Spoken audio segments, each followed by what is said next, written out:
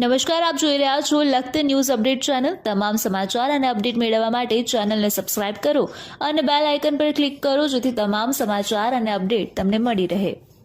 જૂનાગઢ જિલ્લાના માળિયા હાટીના શહેરમાં ડેન્ગ્યુના કેસોએ હાહાકાર મચાવ્યો। આરોગ્ય તંત્ર દ્વારા લોકોને કરવામાં આવી અપીલ।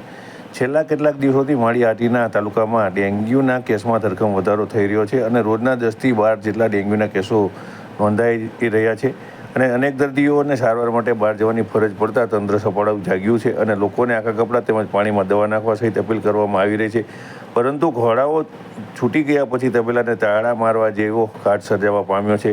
ત્યારે થોડા ઘણા કેસો આવતા હતા ત્યારે તંત્ર દ્વારા બેદરકારી હોય તેમ દરકાર નહીં લેતા કેસો વધ્યા હોવાના પણ આક્ષેપો કરવામાં આવી રહ્યા છે, પરંતુ હાલ તો તાવ, શરદી સહિતના રોગોએ અજગરી ભરડો લીધો છે।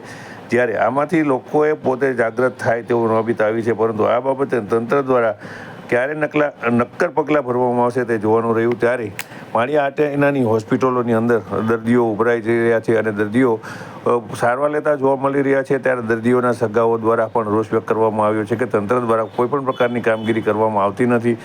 આથી તેમના દ્વારા રોષ વ્યક્ત કરીને તાત્કાલિક ધોરણે યોગ્ય પગલાં ભરવા માંગ કરવામાં આવી રહી છે। હું ડૉક્ટર દિલીપ કુચવા, માળિયા હાટીના સરકારી હોસ્પિટલ અધિક્ષક। હવે અત્યારે જે ચોમાસાની સિઝનની હિસાબે ભારે વરસાદની હિસાબે જે પાણીનો ભરાવો થયો અને એની હિસાબે જે મચ્છરજન્ય રોગો થયા છે એની હિસાબે અત્યારની સિઝનમાં છેલ્લા 3-4 અઠવાડિયાથી ડેન્ગ્યુના કેસ શંકાસ્પદ જોવા મળે છે તાલુકામાં અને આજુબાજુ ગામડામાંથી પણ શંકાસ્પદ કેસો આવે છે, જેની પ્રાથમિક નિદાન પણ અહીંયા થાય છે। સરકાર સમયસર સારવાર લઈ લેવી। સાહેબ, રોજના કેટલા કેસ આવે છે? રોજના અમારે અહીંયા જે લેબોરેટરી અમે કરીએ છીએ એમાં અમારે 5 થી 6 કેસ એવા નીકળે છે શંકાસ્પદ, જેની સારવાર કરીએ છીએ અને છેલ્લા 3-4 અઠવાડિયાથી કેસ મળતા જ રહે છે અમને। એમાંથી 4 થી 5 એવા કેસ નીકળ્યા છે જેમાં પ્લેટલેટ 30,000 કે 40,000 થઈ ગયા છે, જેને અમે આગળ કેસો છે અથવા જૂનાગઢ રિફર કરેલ છે। મહેન્દ્રકુમાર શાંતિલાલ ગાંધી, સામાજિક કાર્યકર, માળિયા હાટીના।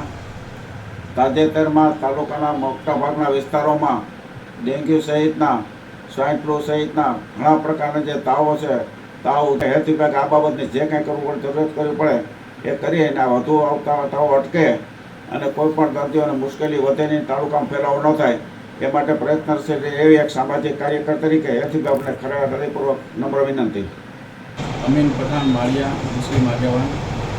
માળિયા હાટીનામાં અત્યારે લગભગ 1 મહિનાથી તમામ જગ્યાએ એટલે કે અનેક વિસ્તારોમાં માળિયામાં ડેન્ગ્યુના કેસ બહુ જ ઝાઝા છે।